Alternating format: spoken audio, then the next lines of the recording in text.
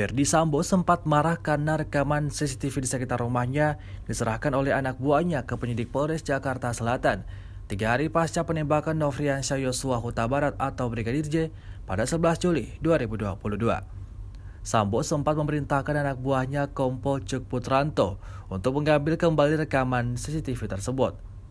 Ini terungkap dalam dakwaan Verdi Sambo yang dibacakan jaksa dalam sidang yang digelar di Pengadilan Negeri Jakarta Selatan, Senin 17 Oktober 2022. Mendengar jawaban itu, Sambo naik pitam.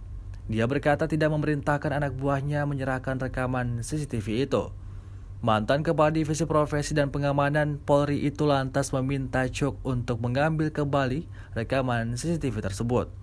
Mendengar perintah Sambo, Cuk hanya menjawab siap jenderal. Dia lantas bertolak ke Polres Jakarta Selatan dan bertemu penyidik untuk mengambil kembali CCTV yang masih terbungkus plastik hitam dan kemudian dia simpan.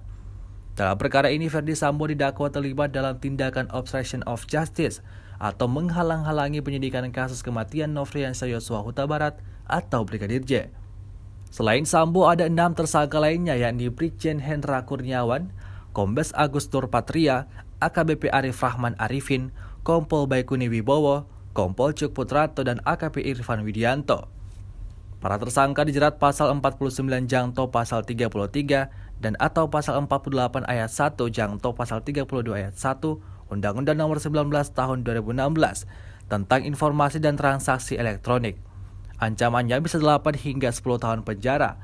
Mereka juga dikenakan pasal 221 ayat 1 dan 233 KUHP Jungto, pasal 55 KUHP, dan atau pasal 56 KUHP dengan ancaman pidana penjara 9 bulan hingga 4 tahun kurungan.